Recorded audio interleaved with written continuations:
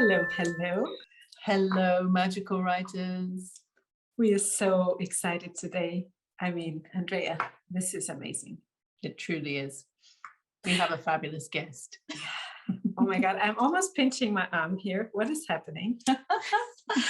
We're very lucky. We have a guest called Thom Hartmann, who is one of the US's progressive talk show hosts. He's had TV shows. He's written over 40 books, nonfiction, I think 8 novels. One of his books was turned into a film by Leonardo DiCaprio, no less. No way. And he was invited to an audience with the Pope for Wow. another of his books. This is a real writer we are talking about. Oh, yeah. Yeah. And also a beautiful soul. And I look so much forward to what we will experience. So just before we invite him in on the scene and Andrea will do the interview, then I'll just remind you to like and share and subscribe and comment and, share this with your friends, because I'm sure that this will be an interview to remember and something that will really, really inspire you. So also a little thing, we actually have a gift for you guys. So if you scroll down in the video notes, you'll see that there's a soul quiz that's called, do you have a soul child inside? And that's for free, showing you the 10 signs if you have a book in your belly. So maybe you are also a writer. Maybe you don't even know that yet. And the quiz will give you the answer. So enjoy that. And Mysterious. And Andrea, enjoy the interview. Thank you so much. Can't wait. So we have an absolute treat for you today at Magical Writers. We are speaking with Thom Hartmann. Now, if you have heard of Thom Hartmann, I just read his bio online and I had to sit down afterwards because it's extensive. I mean, Thom, you are an absolute legend in my eyes and the eyes of many, I know. Not only are you an American radio show personality, you're an author, you're a former psychotherapist, a businessman, a political commentator. The list goes on and on. You've had TV shows, and I know that you have a very successful radio show running now. I would love to talk to you about writing because we are the Magical Writers Tribe, and everybody here is going to be inspired by some of your stories, some of your processes. I just know they're going to love you to bits.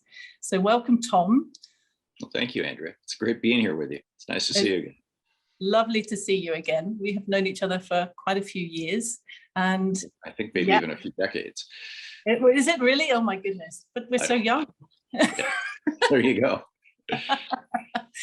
So when I think about what you've lived and what you've learned and shared and experienced, it seems to me that you've probably had about 10 of our human lives. Would you say that's the case? I've always wanted to pursue things that I really cared about, and I've been real fortunate that the things that I've found to be a lot of fun and that I cared about and that I thought were meaningful, I was able to turn into vocations or avocations. So, Fantastic. Here I am. Well, I'm glad you did. Follow your bliss, right? Pursue what really, really cranks you up, and just persist. Stay with it. Stay with it. Yeah, fantastic advice. So you've written, I think you've said to me you had written 40 nonfiction books, is that right? And 8 novels in your time? Yeah, not that are published. I've published about 30 nonfiction books and 2 novels, and maybe 32 or 33 nonfiction books. I've lost count because I've got one coming. One just came out. I've got one coming out in 6 months, and I just started. It's Oh, wonderful. Could you tell us a little bit about what you're working on at the moment and how that came into being? Yeah, I back about 3 years ago or so, I went to one of my publishers, Barrett Kohler out of San Francisco, who has published a number of my books in the past and done a really good job with them, and said, I just don't have time to read big books anymore. It's just, I don't think I'm unique in this. I think that there's a lot of people who are, between COVID and between, the melting down of democracies around the world and just the demands of the cyber world. We're so distracted. There's so many demands for our attention that reading a 100,000 word book, your normal size book, 80 to 100,000 words, 250, 350 pages, is just beyond the capacity of most people anymore. And so I suggested to them that we do a series of, 6, 8, 10, something like that, short books on specific topics, 25 to 35,000 word books that would do a deep dive into those topics, but, and in aggregate would make like a little small library. We'd call them all the Hidden History series. And so we've published now 6 of those, and there's 2 more. There's 1 more coming out next spring, and I just started writing the one that will be coming out next fall. And the most recent one, The Hidden History of the American Healthcare System, came out last week or the week before last. So that's what I've been doing for the last 3 years is writing 2 of those every year, because they're 35,000 words. I figured, if you even write a couple of pages a day, just 2 pages a day, and you're at all reasonable in your ability to write, you can produce a book a year. And when you've been doing it for years, and if you can raise that number from 2 pages a day to 3 or 4 pages a day,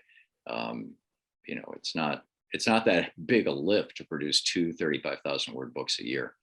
The hard part comes when the new book is hitting the bookstores, and I've got to do a book tour, which I'm doing right now. And then on top of that, the page proofs for the next book just came back from the typesetter, and I've got to go through those. And then on top of that, I just started writing the 3rd book, all within the same 1 month window.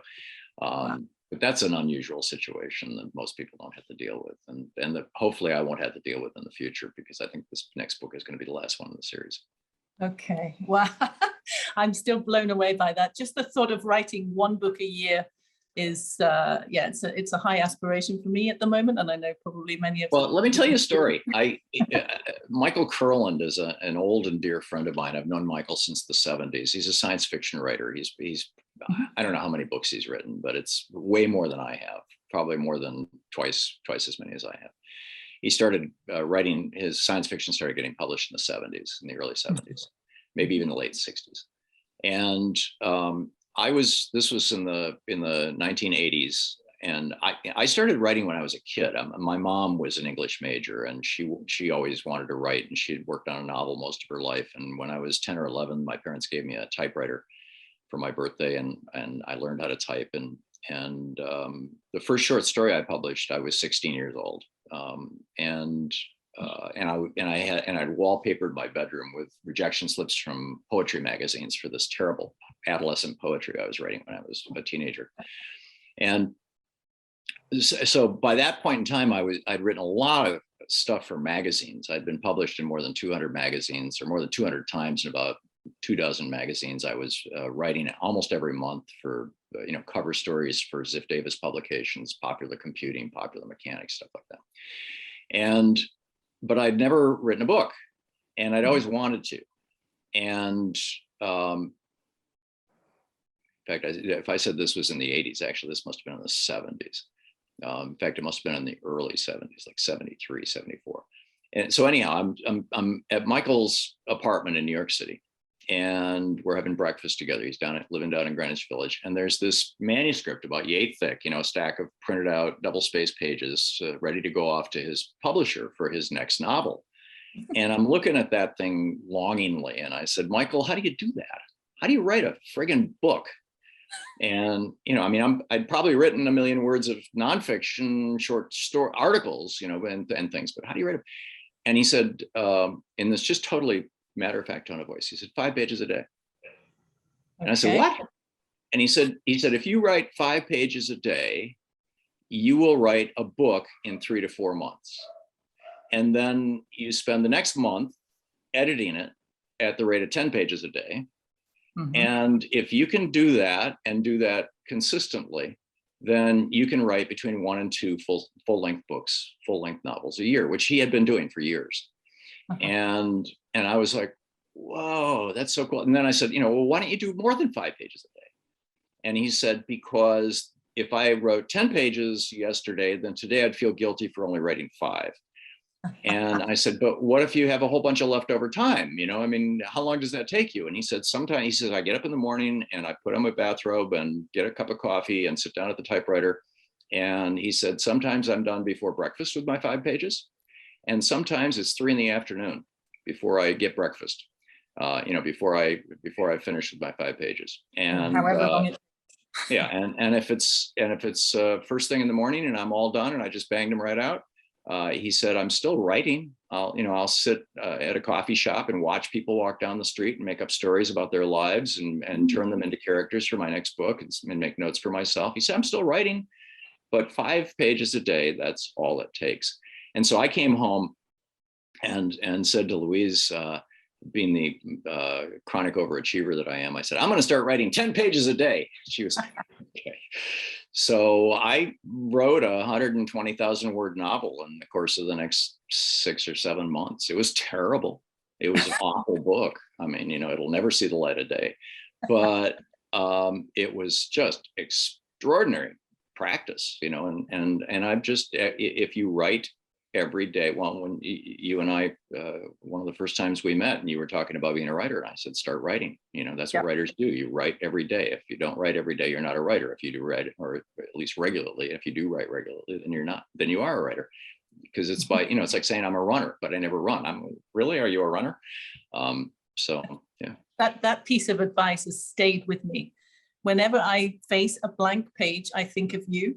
You are my inspiration. It's just, I can see you so clearly in my mind, just saying, so you're a writer, then write. That was the sole piece of advice that you gave me at the time. And it was so valuable just to sit and write. Good. I'm glad. Yeah. I haven't written hundreds of thousands and thousands of pages as practice yet, but you never know, it might come. Yeah, Arthur C. Clarke said your first 1,000,000 words are practice, and that's why it's so important to just keep writing, even if it's crap, even if it's dreck. Just keep at it, because there's a, it's like with any art form or any skill, whether you're a cabinet maker or a sculptor or a painter or whatever, practice makes perfect is the old cliche. And while, in my case, it certainly has made perfect, it makes me better and better and better. Every book gets a little better than the last one. And, whether it's your second book or whether it's your 32nd book. So stay with it. And do you think it's important to have a routine, sit down at the same time every day to write, or does it really not matter as long as you're going to bang out those 5 pages? Yeah, I've always found that a routine is useful for me, but that's just my own personal neurobiology. I find that when I don't keep schedules for myself and routines for myself, that things kind of fall apart. And that's just my own ADHD, my own disorganization, my own dislike of internal, regulatory systems. So right now my routine is, I get up around 5:30 in the morning and do a final edit on the day's newsletter. I write a newsletter 5 days a week as well over at hartmanreport.com, which is about 1,500 words a day, just on that. And so I'll wake up at 5 and finish that. I write that every afternoon, and then send that off. And then I do show prep for the show. And I go into the studio at 8, and I'm on the air from 9 to noon. And then from noon till 1, we're doing other stuff, and I'm having lunch, and I get back home. And then from 1 until 5 or 6 every afternoon, that's when I write. And I just sit in my office, and sometimes I'm researching, sometimes I'm reading, sometimes I'm outlining, but most of the time I'm writing. And part of that now is devoted to writing that newsletter, the first hour or so of it, and the rest of it is to the next book. Okay. But without the routine, and I was used to, I always, what I used to find was that I'm freshest in the morning, and so I would, like Michael advised me, I would get up in the morning, have a cup of coffee and start writing. I can't do that now because of the radio show. Yeah. But you know, to each his own. Yeah. I mean, your books they cover so many topics. You've written about spirituality, you've written about politics, you've written about health, you've written about the climate. Can I ask you which of your books is your favorite? Which one are you most proud of? I think my book, Walking Your Blues Away, is the most important book I've written, with Last Hours of Ancient Sunlight being a quick one right behind it. In Walking Your Blues Away, I answered the question, why was it that Sigmund Freud abandoned hypnosis in 1898 and started giving people cocaine? And, which is one of the great unsolved mysteries of psychology and psychotherapy. And I figured it out. And how you can use the technique that is used by the military to deal with post-traumatic stress disorder, how you can do it yourself. Basically, it's a do-it-yourself dealing with trauma book.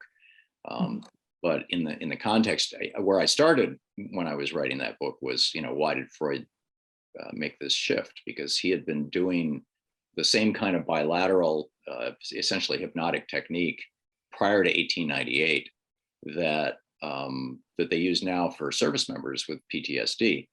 And but it vanished from the world stage for 60 years. And I was wondering why. And I think I've answered that in that book. And it's a short book, by the way. That's a 100-page book. Last Hours of Ancient Sunlight is about how our environmental crisis is not caused by technology. It's caused by our culture. And how if we don't fix the core stories that we tell ourselves about who we are and what our position is, in the great chain of life, we're screwed.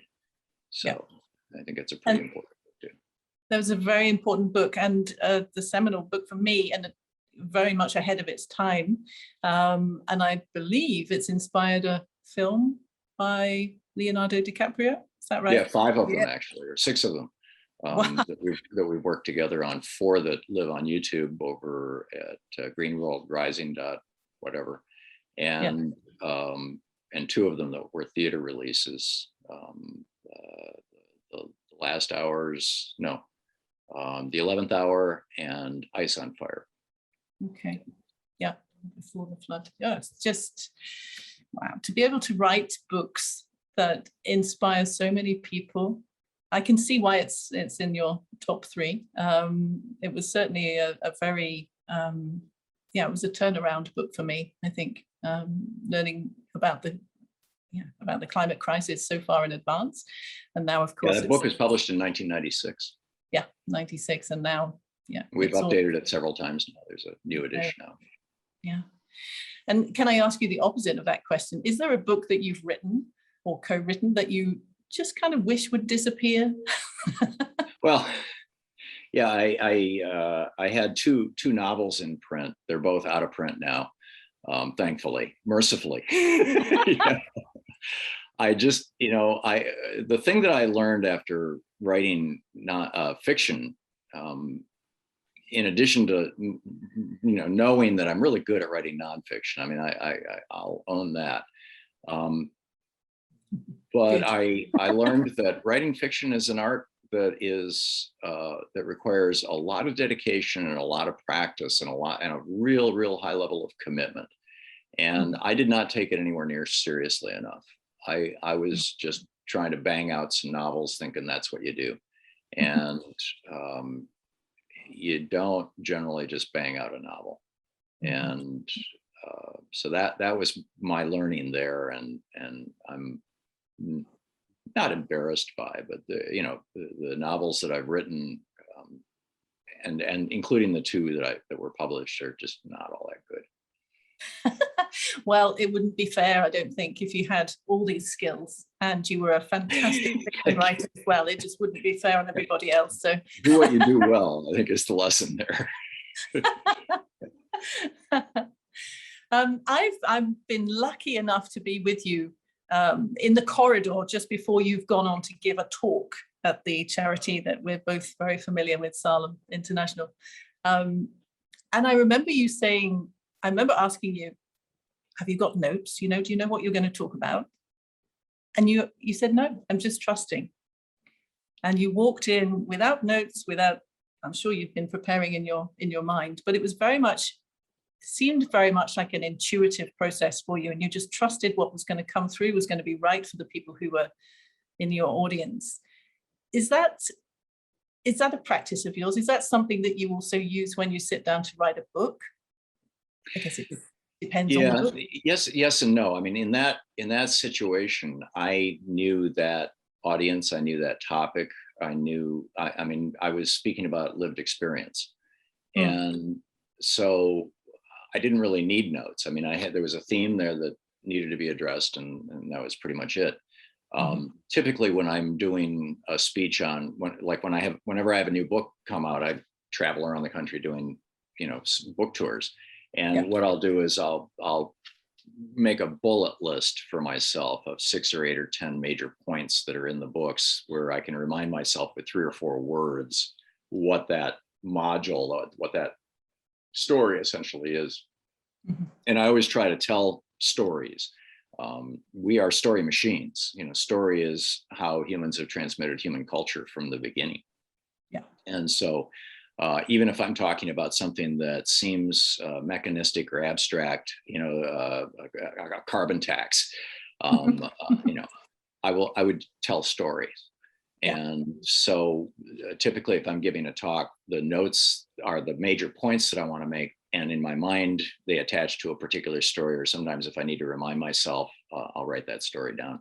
So then I can do a talk with, a 3x5 card or a page on my iPhone, with notes. But that's, and when I'm writing, the first 2 novels I wrote, I had no outline whatsoever. They were just, train of consciousness, which is one of the reasons they were so terrible. Although I know that there are some writers who do that, and they do a very good job of that, but they're people who have a much higher level of skill and talent in writing fiction than I have. But when I'm writing a nonfiction book, I have to have essentially a 1-paragraph summary of the entire book, and then a 3 or 4 section summary of the major transition points in the book. Here's the history of the problem. Here's how we've tried to solve the problem. Here's how we can solve the problem, for example. And then within those categories, those sections, I'll put bullet points for the major issues or points that I want to talk about. And then when I write, I'll usually write to the outline. I almost never write straight through the outline, though. Something will get me going, and I'll just bang out that chapter today, or that first half of that chapter. One of the little writing tricks that I learned years ago from, I think it might have been Michael, although I'm not certain, is never stop your writing day at the end of a chapter. Always stop in the middle. And the reason why is because when there's nothing more difficult than looking at a completely blank page. And so even if I know how this chapter is going to end, even if I'm just 3 paragraphs from the end of it, I don't finish it, because that way the next day I can pick that up, I can read what I already wrote, it puts me right back in that headspace, I can finish that thought and then move on to the next one with the rest of the 2 or 3 hours that I've allocated for that day. And by the time I get to the end of that, and so I always stop in the middle. That's a very good piece of advice. I'll definitely be borrowing that one. Thank you. Yeah, I have faced the blank page too often. It's a scary. Me too. Well, and the other big blank page piece of advice. This one changed my life. This was in 1972. I was a partner in a little advertising agency in Lansing, Michigan, and I went to a workshop, a seminar that was put on by Joe Sugarman. At that time, Joe Sugarman was legendary. He was an advertising copywriter who got what would in today's dollars be, like $1 million to write 1 paragraph. I mean, it would be the 1 paragraph that appeared on the one ad that was the full page ad in Time and Life in the New York Times for, a month for General Motors, but it was just 1 paragraph. And it was absolutely the world's most famous copywriter at the time, advertising copywriter. And in fact, I saved up for a whole year to attend this seminar. And it was just a day and a half in New York. And the thing that really that really got me. He said, here's how I write. He said, you can take this or leave it.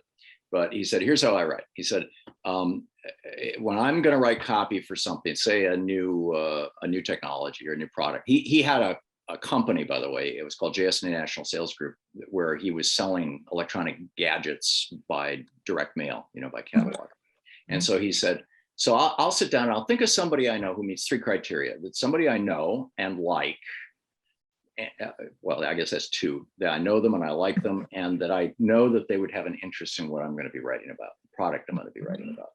And so he said, so I've got this Aunt Marge who's like really into technology. She loves gadgets.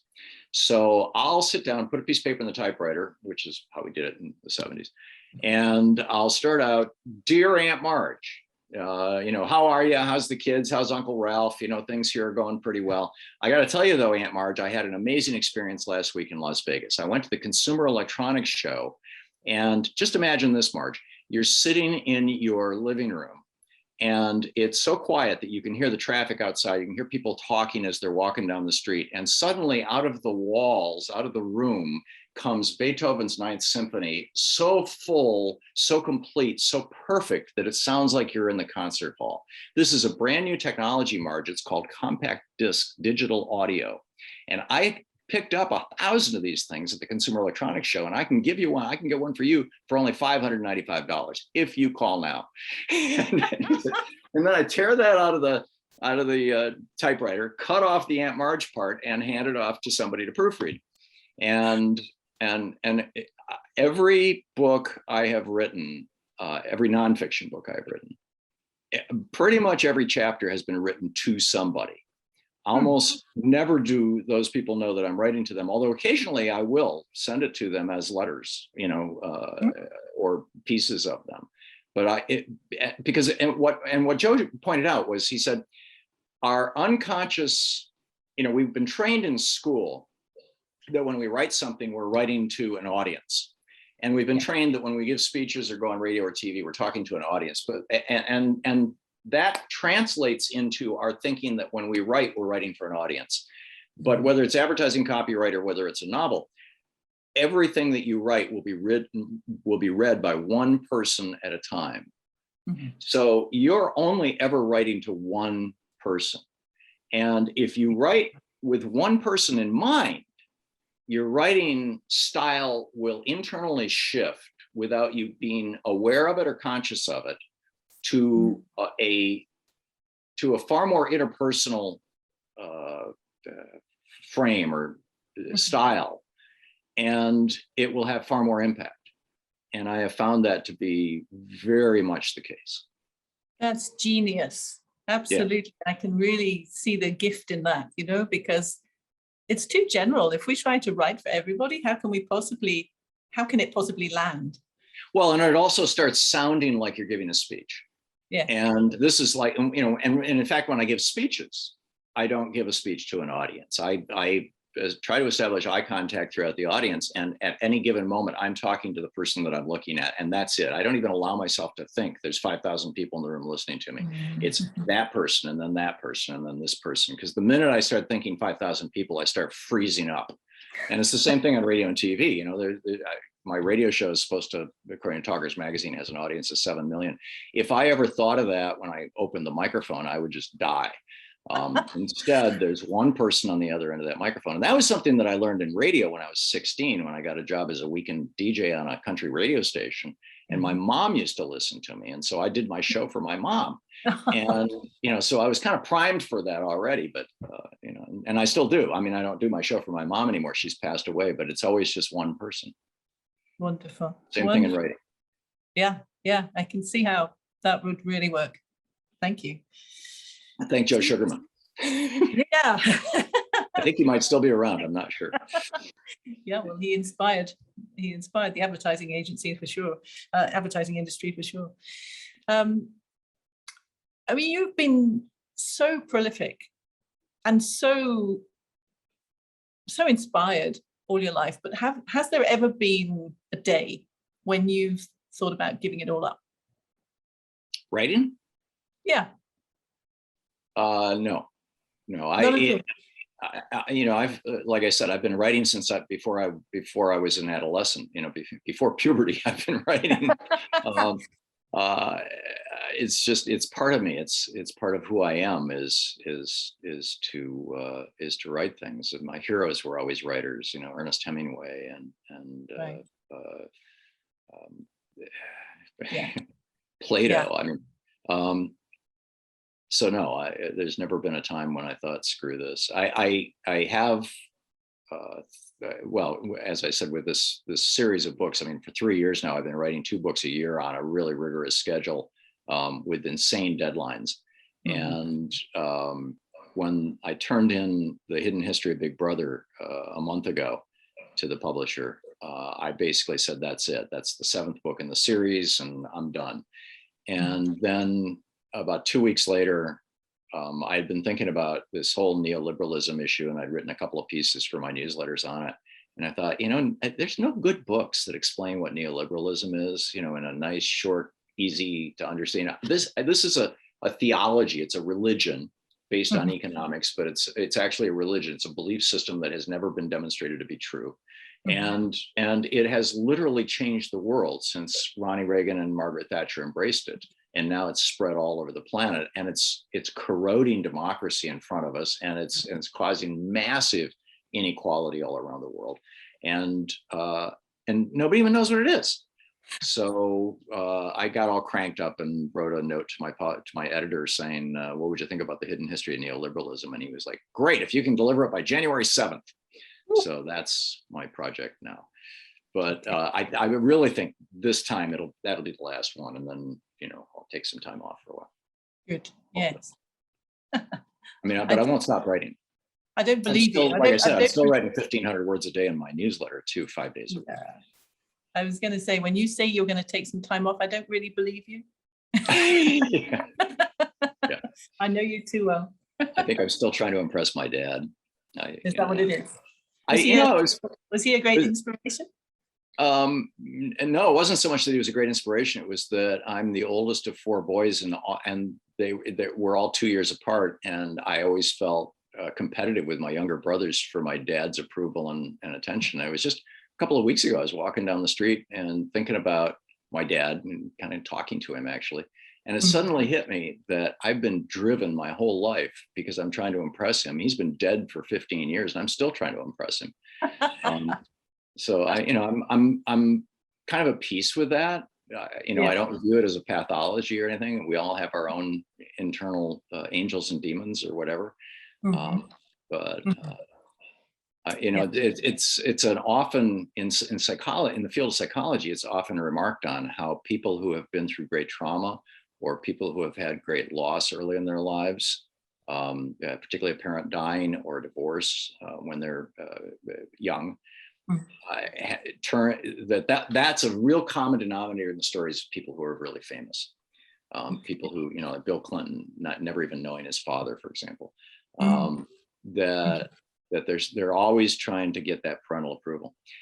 Probably true, it doesn't matter, at the end of the day, really, but anyway. You're a high achiever. Yeah, so, Shrink 101. Yeah. I'm sure he's very proud of you.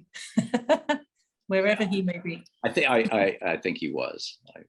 Although I let him down a lot when I was younger, but I think I've done better since then. That's the journey, I guess. Yep. Wonderful. Just looking at my questions here to make sure that I haven't missed any. I don't think so. I've got some silly questions for you, which we ask everybody that we're interviewing. So you're hosting a dinner party, and they can be living or on the other side. Who do you invite and why? That's my first question. Yeah. There's a movie in which Hemingway appears, and one of the French philosophers, Camus, I don't recall anyway. I'm not a fan of dinner parties, first of all. I'm kind of an introvert. I don't like social situations very much. I get very nervous in social situations.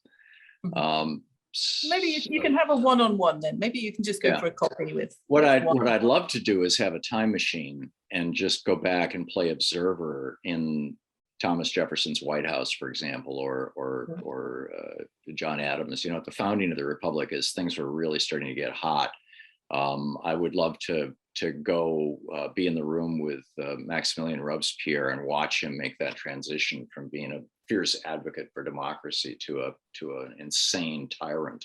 You know, in the terrors. I would be fascinated to see the British tribes fighting off, you know, Tacitus writing about this, and Agricola fighting off the Romans, you know, 150 BC, I think it was, where there was that great, you know, suicidal march to the ocean, and the great speech that Agricola gave. I would love to have Jefferson wrote in his diaries at some length. His father was a surveyor, and he surveyed much of Virginia, and as such, he lived with the Indians. He spoke 5 native languages, and he often took his son. Jefferson's father died when Jefferson was 15. James Jefferson was his father's name, and James used to take young Thomas with him to these and live and hang out with these tribes as he was mapping the state. And I would have loved to have been. In fact, Jefferson wrote at some length in a letter to I think it was John Adams about when he was at the meeting where Onisset gave a speech to his people just before he boarded a ship to go to England to negotiate with King George the second at that point, I guess. This was in like 1760, 62, 63, something like that, long before the American Revolution, you know, begging the British to stop attacking the Indians. I would have loved to have been there. I'm fascinated by history, I guess, is the bottom line. But you know, dinner parties, not so much. No, okay, that's fine. No dinner parties. We'll just get you a time machine. There you go. Thank you. I'll take it. Thank you. Next question. There's only 2 more. Don't worry. We're getting there. Which book do you wish you'd written? It can be any book, not one of your own, unfortunately, but any book. Which book do you wish you'd written, and why? Well, it's a short story. It's The Snows of Kilimanjaro by Hemingway. And I wish I had written that. And it's just, I mean, you know, you can read it in 40 minutes, you know. And I wish I'd written it because it's the story of this husband and wife who are basically having an argument in Kenya, and behind them is the mountain. And I'm not going to give it away because it's so brilliant, but what he does in this book is he raises these extraordinary existential issues, like, you know, what does death mean? What does life mean, for that matter? I mean, you know, what are we doing here? And he draws these characters so brilliantly just through dialogue, that, you know, that and The Old Man and the Sea are in my mind, his 2 masterpieces, and they're both short stories.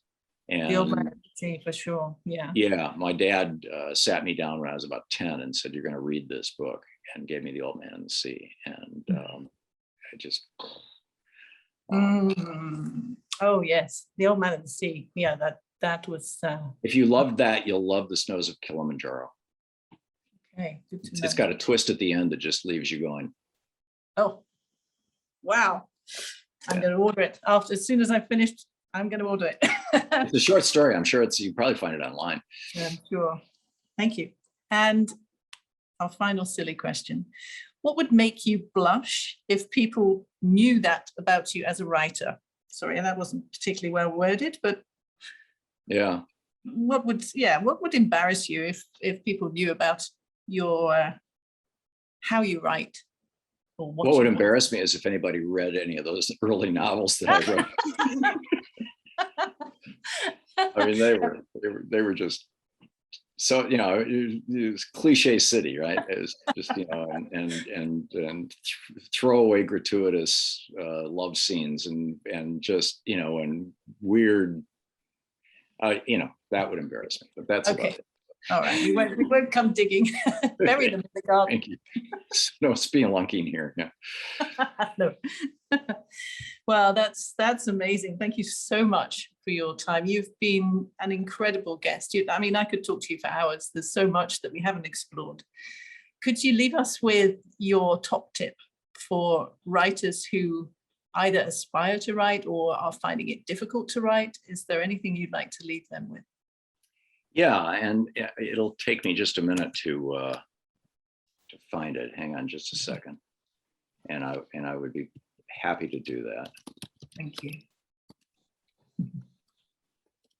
I just have to, I want to get it right. And I had this quote on my wall for the better part of 15 years in my life. It's attributed to Calvin Coolidge, who was a US president, but it's pretty certain that he never said it. Nothing in this world can take the place of persistence. Talent will not. Nothing is more common than unsuccessful men with talent. Genius will not. Unrewarded genius is almost a proverb. Education will not. The world is full of educated derelicts. Persistence and determination alone are omnipotent. Never stop. Never give up. As Winston Churchill once said. Just letting that land. That's, yeah, that's the secret. I guess that's one of your secrets. You just keep going. If you really and truly care and believe that what you're doing is right, then don't let things stop you. Yeah. And it's part of your soul calling, I guess. Yes, absolutely. Thank you, Thom. Where can we find out more about you? My daily newsletter is at hartmanreport.com, and you can find my books anyplace you can buy books. They're... Okay, thank you. And we will put those links down below. So just leaves me to say, I feel so blessed that you've set aside time in your very busy schedule to talk to us. Thank you again, and good luck with the writing. Well, thank you. I feel so blessed to have known you all these years, Andrea, and it's great to see you again. Thank you for inviting me. Wow, wasn't he amazing? If you were inspired and excited by that, please hit that like button, share it with your friends, subscribe to the channel, whatever you need to do to stay in touch with us. We'd be delighted if you would do those. Now over to Mukti.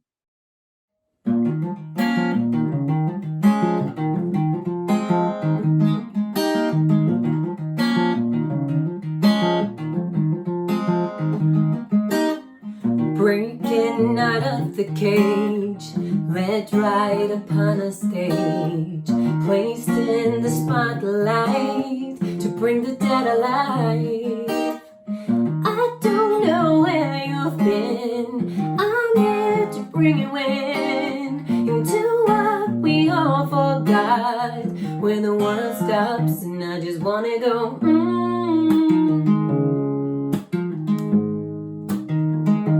This is what I'm living for. I just wanna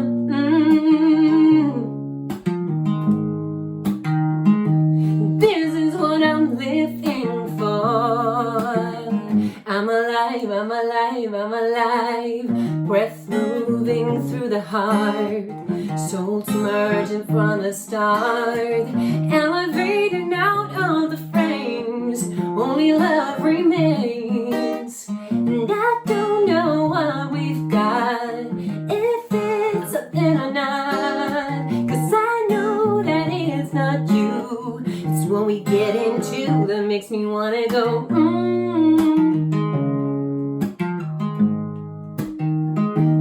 This is what I'm living for. I just wanna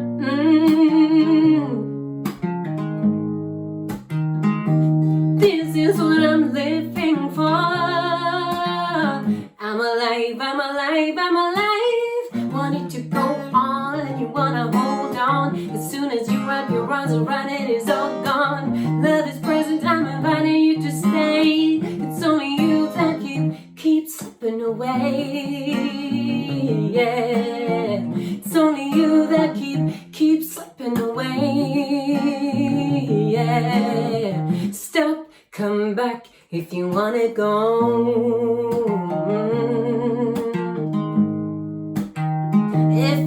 wanna go.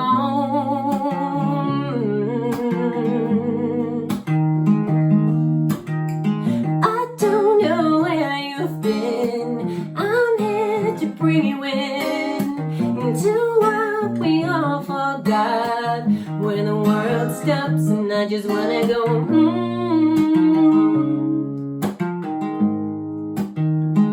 This is what I'm living for. I just wanna